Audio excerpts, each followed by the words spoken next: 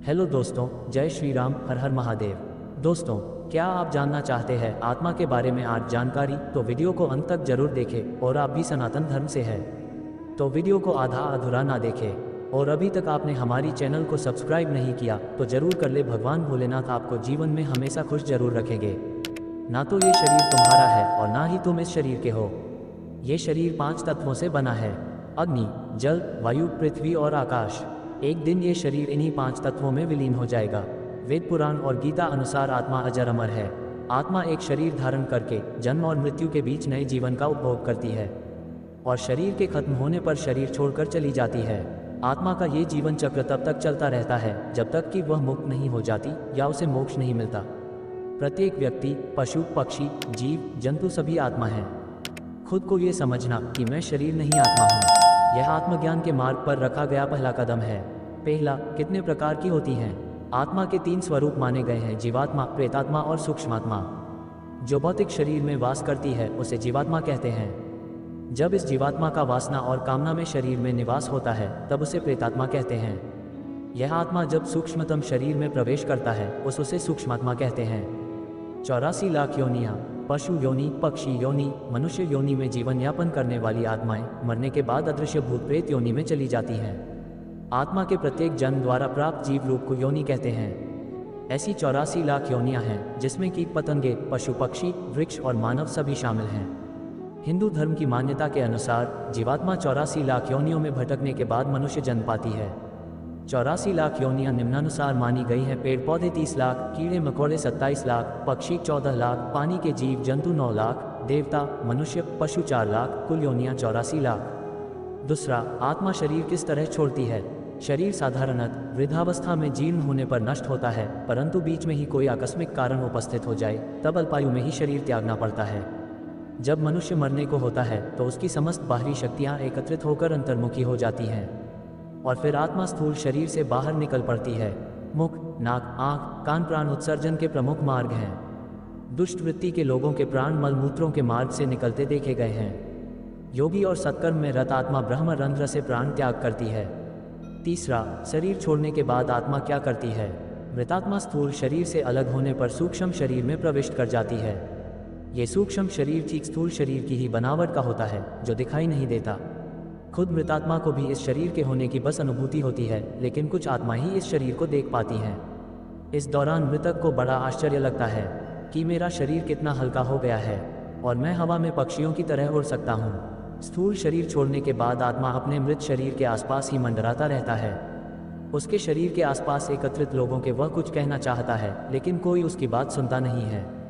मृत आत्मा खुद को मृत नहीं मानकर अजीब से व्यवहार भी करती है। वह अपने अंग प्रत्यंगों को हिलाता डुलाता है, हाथ पैर को चलाता है, पर उसे ऐसा अनुभव नहीं होता कि वह मर गया है। उसे लगता है कि शायद ये सपना चल रहा है, लेकिन उसका भ्रम मिट जाता है। तब वह मृत शरीर में घुसने का प्रयास करती है, लेकिन वह उसमें सफल नहीं हो पाती। जब तक मृत शरीर की अंत्येष्टि क्रिया होती है तब तक जीव बार बार उसके शरीर के पास मंडराता रहता है। जला देने पर वह उसी समय निराश होकर दूसरी ओर मन को लगाने लग जाती है, किंतु अग्नि देने पर वह उस शरीर का मोह नहीं छोड़ पाती और बहुत दिनों तक उसकी आत्मा इधर उधर फिरा करती है। अधिक माया मोह के बंधन में अधिक दृढ़ता से बंधे हुए मृतक प्रायः श्मशानों में बहुत दिनों तक चक्कर काटते रहते हैं। शरीर की ममता बार बार उधर खींचती है और वो अपने को संभालने में असमर्थ होने के कारण उसी के आसपास रुदन करते रहते हैं। कई ऐसे होते हैं जो शरीर की अपेक्षा प्रियजनों से अधिक मोह करते हैं। वे मरघटों के स्थान पर प्रिय व्यक्तियों के निकट रहने का प्रयत्न करते हैं। इस मामले में उनकी धारणा कार्य करती है कि वह किस तरह की धारणा और विश्वास लेकर मरे हैं। चौथा, मरने या शरीर छोड़ने के बाद कहाँ जाती है आत्मा?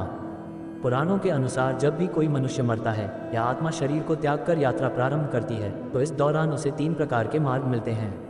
उस आत्मा को किस मार्ग पर चलाया जाएगा ये केवल उसके कर्मों पर निर्भर करता है।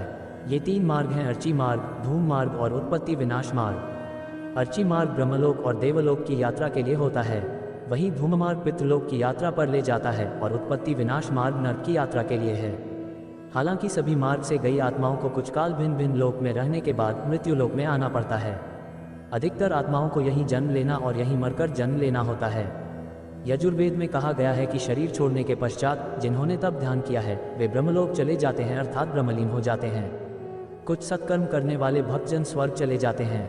स्वर्ग अर्थात वो देव बन जाते हैं। राक्षसी कर्म करने वाले कुछ प्रेत योनि में अनंत काल तक भटकते रहते हैं और कुछ धरती पर जन्म ले लेते हैं। जन्म लेने वालों में भी जरूरी नहीं कि वो मनुष्य योनि में ही जन्म लें। इससे पूर्व ये सभी पितृलोक में रहते हैं, वहीं उनका न्याय होता है।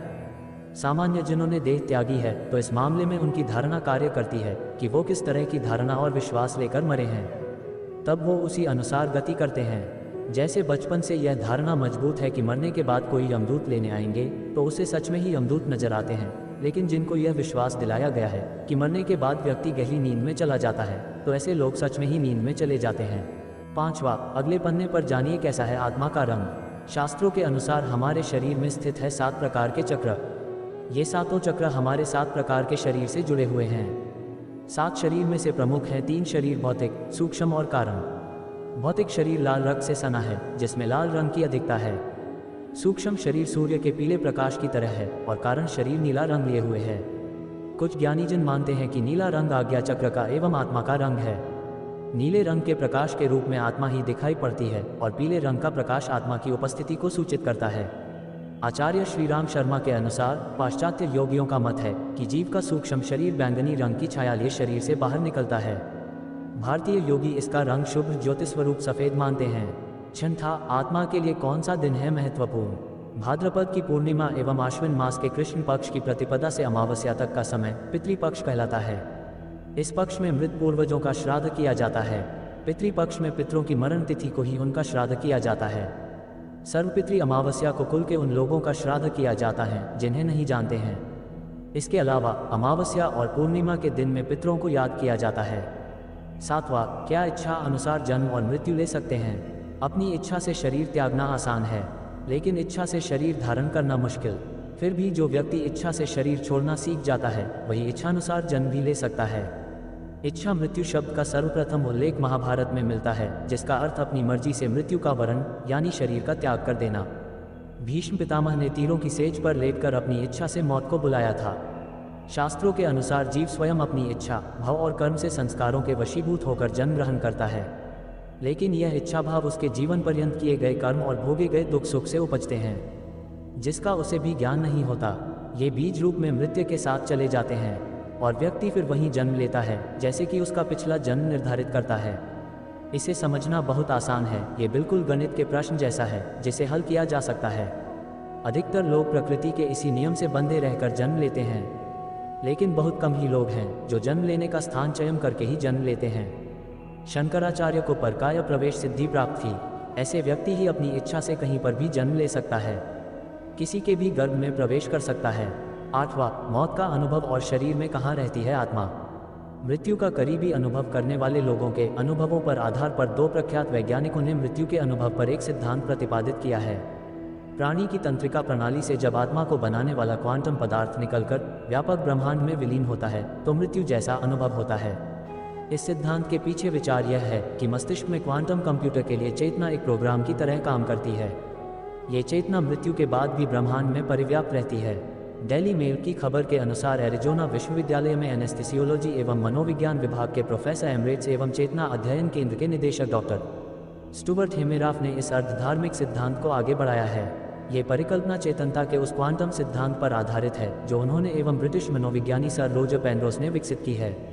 इस सिद्धांत के अनुसार हमारी आत्मा का मूल स्थान मस्तिष्क की कोशिकाओं के अंदर बने ढांचों में होता है, जिसे माइक्रोट्यूबुल्स कहते हैं।